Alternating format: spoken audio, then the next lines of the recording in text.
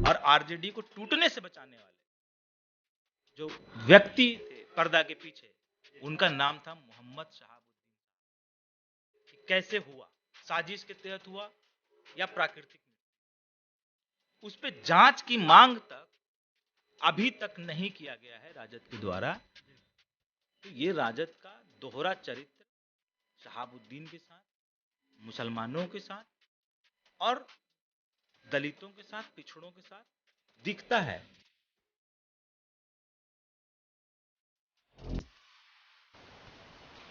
नमस्कार, बिहार के digital media का जनक भारत लाइव देख रहे हैं आप। साधु यादव जी जो राबड़ी देवी जी के भाई हैं, इन्होंने इस बात का दावा किया है कि शहाबुद्दीन साहब उनके घर पर घंटों बैठा करते थे और साधु यादव जी उनके बहुत सारे कामों को संभालते थे, काम करवा दिया करते थे। अब जिस प्रकार से शहाबुद्दीन साहब जी अब इस दुनिया में नहीं हैं और इस बात की अब जो है चर्चा हो रहा है, क्या आपको लगता है कि साधु यादव जी के दावे में सच्चाई है? अगर है तो कितना हद तक है? देखिए, ये एक मजाक का पात्र है। साधु यादव जी बिहार के बहुत बड़े नेता हैं, बात पूरा बिहार जानता है। कितने बड़े नेता हैं और कितना बड़ा कद है राजनीति में उनका, ये पूरा बिहार का जनता उनको जानता है। शहाबुद्दीन साहब तो बहुत छोटे से कार्यकर्ता रहे राजद के ना, मगर अगर ऐसा आप खुलासा करते हैं तो उसका प्रमाण भी दीजिए ना, क्योंकि मेरा ऐसा मानना है कि शहाबुद्दीन साहब के लिए साधु यादव जी के पास अपना काम के लिए जाना एक मजाक है। शहाबुद्दीन साहब जिस ओहदे के नेता रहे हैं, उस समय में उनकी उपलब्धियां मैं बता देता हूं आपको 2 मिनट में। जब चारा घोटाले में लालू यादव जी को जेल जाना तय हो गया, तो बिहार का सत्ता और सत्ता का उत्तराधिकारी राबड़ी देवी जी को बनाया गया। जब इस बात की भनक राजद परिवार के और राजद के कार्यकर्ताओं और विधायकों को लगा, पूरा आरजेडी हिल गया। और जैसी ये बात जनता के बीच में आई, पूरा बिहार हिल गया, सनसनी फैल गई। ऐसा कैसे हो सकता है? क्योंकि कारण ये भी रहा होगा ना कि राबड़ी देवी जी कभी राजनीतिक परिवेश से नहीं थी। जी बिल्कुल। लालू यादव जी बहुत दिग्गज नेता रहे हैं, चूंकि उनकी धर्मपत्नी थी, तो सडनली एक अचानक से एक बड़ा बदलाव लोगों को हजम नहीं हो रहा था। ये भी कहा मगर जा रहा है कि महारानी वेब सीरीज में इसी तरह की चीजों की चर्चा है। बिल्कुल बिल्कुल। तो अचानक से जो सत्ता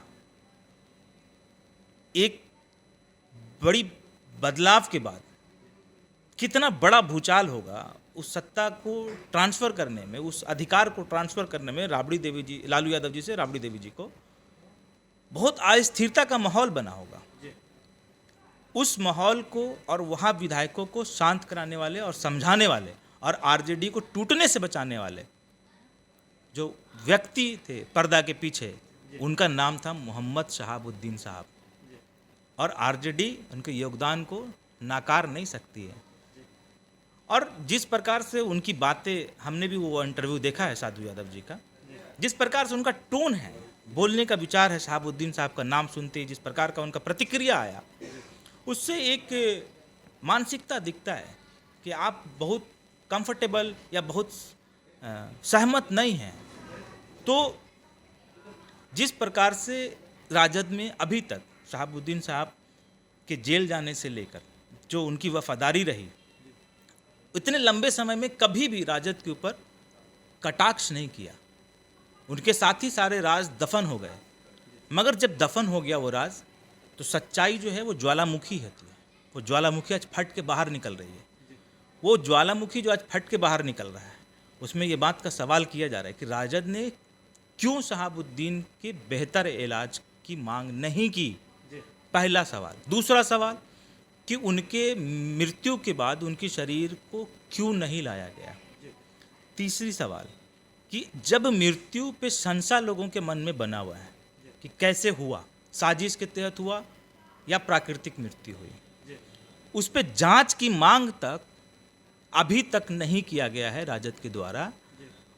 तो ये राजद का दोहरा चरित्र शहाबुद्दीन के साथ, मुसलमानों के साथ और दलितों के साथ, पिछड़ों के साथ दिखता है। और ये दिख रहा है शहाबुद्दीन साहब के इंतकाल के बाद राजद के लोग तो मिलने गए, इसके बाद बीजेपी के जो एमएलसी हैं जो अब बीजेपी के नहीं है, बीजेपी ने उन्हें निलंबित कर दिया, टुन्ना जी पांडे की हम बात कर रहे हैं, वे भी तो मिलने के लिए गए। टुन्ना जी पांडे जो बयान दिया है वो तो उनके दिल की बात निकल के आई है ना सामने। उन्होंने कहा है कि शहाबुद्दीन साहब वो हैं जो अटल बिहारी वाजपेयी जी के सरकार में सर्वश्रेष्ठ सांसद का पुरस्कार जिनको मिला, जिन्होंने सिवान के अंदर इलाज को सुनिश्चित किया, हर गरीबों को अधिकार दिया कि आप इलाज करा सकते हैं, मनमानी डॉक्टरों की रोक दी, कोई भी अधिकारी शहाबुद्दीन साहब के समय में 1 रुपये का घूस नहीं ले सकता था। एक ऐसा शासन, एक ऐसा तंत्र साहब खड़ा किया। तो टुन्ना जी पांडे तो दिल के भले आदमी हैं, भले वो किसी भी दल में रहें, किसी भी दल से उनका नाता है, वो एक विचारधारा हो सकती है, मगर टुन्ना जी पांडे ने बहुत सच बात बोली है। और टुन्ना जी पांडे जैसे कई नेता हैं जो माइक पे तो शायद नहीं बोल पा रहे हैं, मगर माइक के पीछे उनके भी मन में शहाबुद्दीन साहब के लिए कितना सम्मान है और कितनी इज्जत है, वो आपने देखा होगा जब शहाबुद्दीन साहब बेल लेकर भागलपुर से सिवान की तरफ चले थे, तो उस समय आपने देखा होगा। और उस काफिले में कोई किस दल का मंत्री, किस दल का विधायक और कौन लोग उनके काफिले में शामिल हुए, तो शहाबुद्दीन साहब एक दल से ऊपर के नेता थे। उनका किसी दल से और तुलना आप नहीं कर सकते हैं। आज भी उनके समर्थन में कई ऐसे नेता हैं, भाजपा के और भी कई नेताओं ने बोला है ये बात, जेडीयू के नेताओं ने ये बात बोला है, और आरजेडी में तो खैर वो थे ही। और जनाधिकार भी शहाबुद्दीन साहब का हमारे नेताजी के साथ भी उनका एक बढ़िया संबंध था।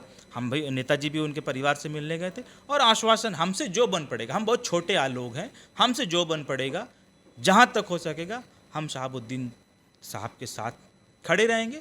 और साधु यादव जी, आपसे बहुत बड़े आदमी हैं आप, बहुत दिग्गज आदमी हैं आप, आपसे केवल एक ही प्रार्थना है, हमारा विनती है हमारी, कि इस प्रकार का मजाक आप ना करें। ये बड़ी ये जो बयान है ये बहुत हल्का बयान है आपका। पूरा देश जानता है, पूरा दुनिया जानता है कि शहाबुद्दीन साहब क्या कर सकते थे और आप क्या कर सकते थे। अगर ये वीडियो पसंद आई और वह बिहार के राजनीति और बिहारियत से सरोकार रखेनी तो सब्सक्राइब बटन दबा के चैनल के सब्सक्राइब कर ली। ओजे एगो घंटी बा, ओकरा बटन दबा देला से कुल सटीक और मारक खबर रुआ मुफ्त में मिल जाई। अगर रुआ पत्रकारिता के हमनी के नया प्रयोग में सहयोग कर चाहतानी तो ज्वाइन बटन दबा दी। पेटीएम नंबर नोट कर ली 9386816700। धन्यवाद।